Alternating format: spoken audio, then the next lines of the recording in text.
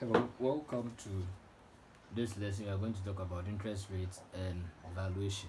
So, basically, we are going to look at the types of interest rates and how to calculate or how to calculate interest rates from various types of loans.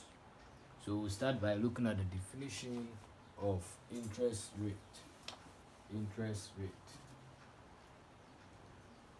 What is interest rate? Basically, we will say that interest rate is the amount of money charged, normally expressed as percentage of sum of money outstanding as compensation to the lender for the period that the sum is lent to deposited. So we are trying to say that if the amount of money charged, say, or I deposit X amount of money, or I lend X amount of money to someone who is ready to borrow the money, then I charge the person some interest on this amount, subject to paying the money he has borrowed or she has borrowed at the time that he has promised to pay the money.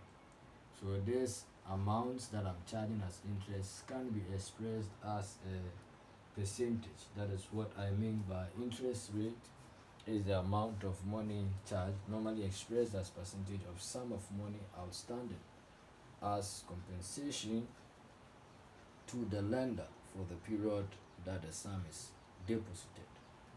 Okay, so we look at the various types of interest rates. Normally we have the nominal. We have the nominal,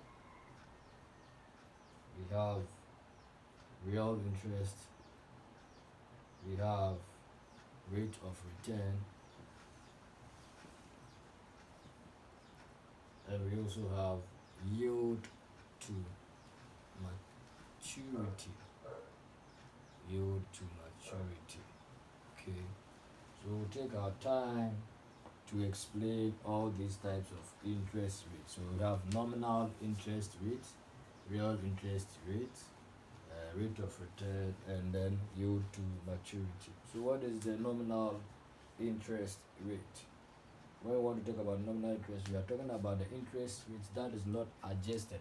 We are focusing on this. It is not adjusted. It's not adjusted for inflation. What we are saying is that generally the interest rate quotes on bonds and loans are nominal rates because they do not actually take into consideration inflation rates in the economy. And sometimes they are also referred to as the coupon rate for fixed income bonds. Okay, and the nominal rates are the actual rates proposed or promised by the issuer. They don't actually take into consideration fluctuations of prices. They don't adjust it. They don't take into consideration inflation rates. And that is actually what sets the nominal interest rate different from the real interest rate. The real interest rate is the interest rate that is adjusted for the effect of inflation. This one is adjusted for the effect of inflation. So let's say for the effect of inflation. For the effect of inflation. So for instance, if the interest rate quoted on a 1 year loan is say 25%, it's 25%, but the general inflation rate in the economy is say 12%. So we are saying that the interest rate quoted on the loan is 25%, but the inflation is 12%. Then we can find the real interest rate by subtracting the 12 from the 25 to get 13%. Okay, so the real interest rate gives an indication of the actual or real interest cost on a bond or a loan. Now we can then talk about effective interest rates. You can read from the internet or online about rate of return on yield to maturity, but we will solve some questions on that. Let's talk about effective interest rate. Talking about effective interest rate,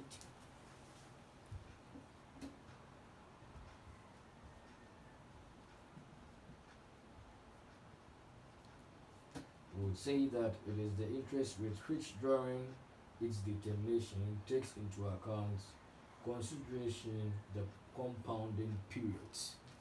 So we know that some investments in the banks are compounded annually, some are compounded quarterly, some are compounded monthly. So the effective interest rate takes into consideration the compounding periods. Okay, so we can now look at how to determine interest rate from different types of bonds. Different types of bond. A bond is also a loan. A bond is like a loan. So we'll talk about simple loan, fixed payment loan. We'll talk about other types of loan. We'll talk about coupon bond. We'll talk about perpetual fixed coupon payment bond, and solve questions on that. Each of them will also look at discount bond. Let me write it on the board. Take them one by one so that we understand. So we are going to use simple bond or simple loan. We also use fixed payment loan.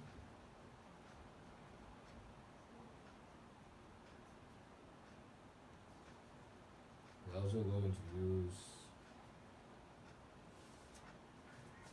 coupon bond.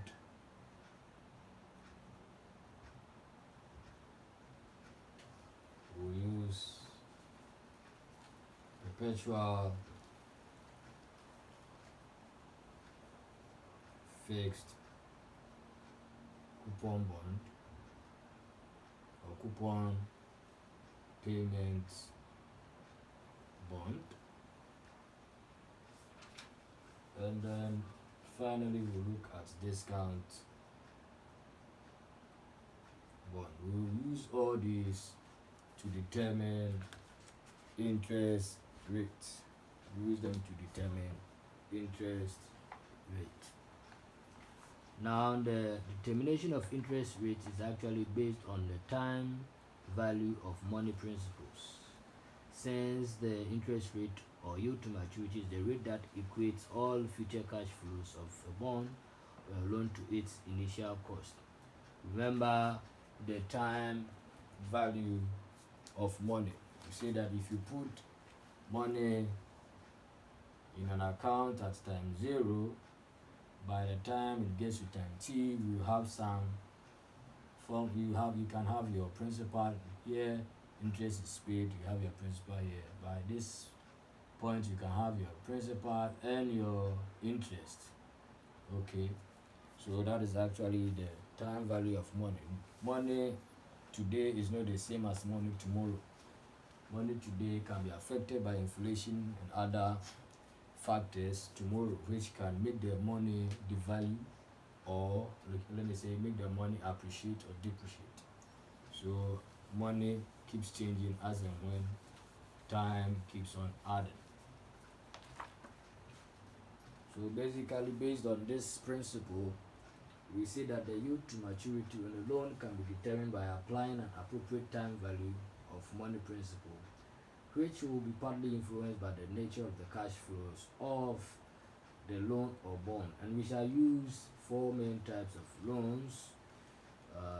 The 4 main types of loans we are going to use is the simple, the fixed, the coupon loan, and then the discount. Okay. As for the perpetual fixed coupon payment, we will also classify it under the coupon bond. So let's start with the simple loan. Simple loan. We want to now talk about the simple loan.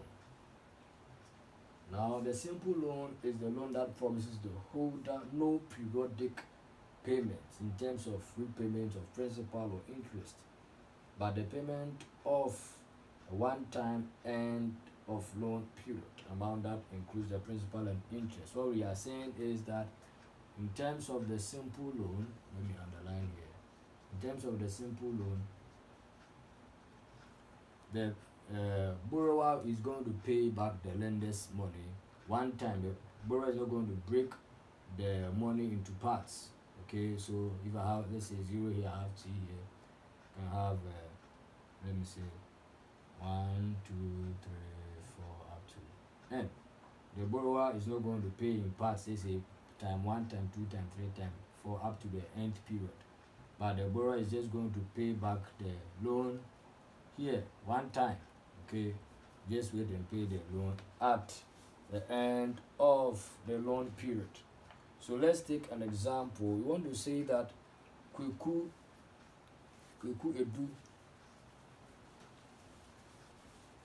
Edu borrowed a sum of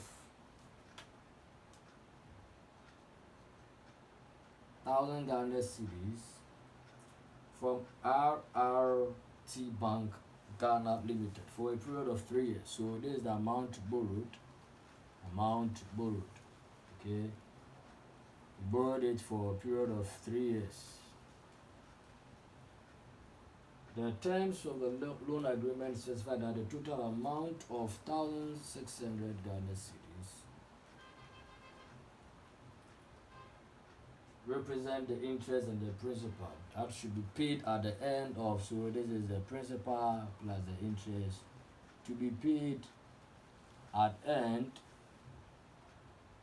of the period, the loan period. Great. We want to determine the interest rate on this loan. What is the interest rate? How do I find the interest rate? Remember, we are saying the rate simply means percentage. Okay, interest, we have interest amount which can be expressed in terms of rate or percentage. So we are going to find the interest rate. How do we find the interest rate or yield to maturity? To find this, we use this formula, say yield to maturity as interest rate being equal to the closing amount, that is the amount at the end of the period, minus the initial amount of opening amount. So initial AMT amounts, all divided by, say, the initial. Then I can multiply by 100. So the closing is going to be 1,600 minus 1,000 Ghana cedis divided by 1,000 Ghana cedis. Because I'm finding the percentage, I'll multiply by 100%. This is going to give me 600 over 1,000, right? Times 100%. This cancels this cancels this. I have 6 over 10 giving me 0.6 times what? 100%. This gives me 60%. So say that the interest rate for this simple loan is going to be 60%.